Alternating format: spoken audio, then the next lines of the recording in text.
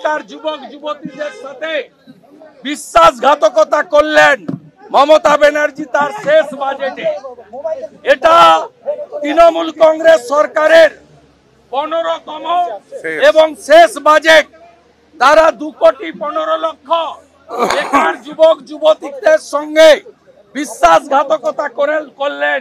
যে মুখ্যমন্ত্রী 11-র আগে বেকারদের মঞ্চে দাঁড়িয়ে দাঁড়িয়ে চাকরির প্রতিশ্রুতি দিয়েছিলেন, এই বাজেটে একটিও কর্মসংস্থানের কথা নেই। এই বাজেট উত্তরবঙ্গ জঙ্গলমহল এবং সুন্দরবন বিরোধী বাজেট। এই বাজেটে সমগ্র উত্তরবঙ্গে নদী ভাঙন, ইরিগেশন স্কিম, পাহাড়ের উন্নয়ন, চা বাগানের উন্নয়ন, চা শ্রমিকদের জন্য পরিকল্পনা এবং সামগ্রিক মালদা থেকে গৌড় থেকে আলিপুরদুয়ার এবং আজকে চিলা রায় মহোদয়ের জন্মদিন কোচবিহার, তার জন্য এই বাজেটে কোনো প্রস্তাবনা নাই। এই বাজেট কৃষক বিরোধী বাজেট। কৃষক বন্ধু তার কোনো অর্থ বরাদ্দ বৃদ্ধি নেই। ক্রপ ইন্স্যুরেন্সে নতুন কোনো ঘোষণা নেই। উচিত মূল্যে সার, পেট্রোল, ইলেকট্রিকে ভর্তুকি কৃষকদের দেওয়ার কোনো প্রস্তাব নেই। বয়স্ক প্রবীণ কৃষকদের জন্য কৃষক ভাতা এবং কৃষকদের অ্যাক্সিডেন্টাল বেনিফিটের কোনো প্রস্তাব এই বাজেটে নেই। এই বাজেট আমাদের পূর্বাঞ্চলের বাঁকুড়া, ঝাড়গ্রাম, পশ্চিম মেদিনীপুর, পুরুলিয়া জেলা, যেখানে মানুষজন ন্যূনতম পানীয় জল পান না, চিকিৎসার সুযোগ পান না, তাদের জন্য কোনো প্রস্তাবনা নেই।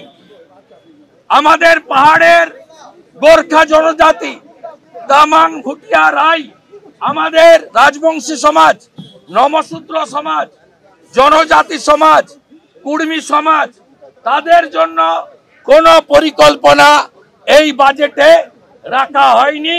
মতুয়াদের জন্য একটা শব্দ বাক্য এই বাজেটে দেওয়া হয়নি।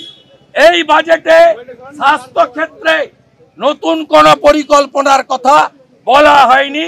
অসত্য বাজেট। এবং এরা সুন্দর সাগরে ব্রিজ করবেন, অমুক করবেন। আপনারা জানেন জাতীয় জলপথ, ইনল্যান্ড ওয়াটারওয়েজ, এই জাতীয় জলপথের ক্ষেত্রে কেন্দ্রীয় সরকারের এবং ইনল্যান্ড ওয়াটার অথরিটির, তাদেরই অথরিটি, ফোল্ডার ব্রিজ ছাড়া ব্রিজ করা যায় না। তাদের এই বাজেটের যে প্রতিশ্রুতি, 26 সালে নির্বাচনের আগে একটা কাজও কমপ্লিট করতে পারবে না। এমনকি ঘাটাল মাস্টার প্ল্যান, তার 1 ডিসমিল জমি অধিগ্রহণ করা হয়নি। যেখানে জমি অধিগ্রহণ হয়নি সেখানে ঘাটাল মাস্টার প্ল্যানের বরাদ্দ খাতায় কলমে থাকবে, যার নির্বাচনে আরেকবার প্রতিশ্রুতি, গাল ভরা প্রতিশ্রুতির মধ্যে থাকবে। আমি আপনাদের বলি, যদি আপনারা ভাবেন যে আমরা এই বাজেটে আমাদের ভিশনটা কি ছিল, আমাদের ভিশন ইজ ভেরি ক্লিয়ার। আমাদের mission to create more and more employment.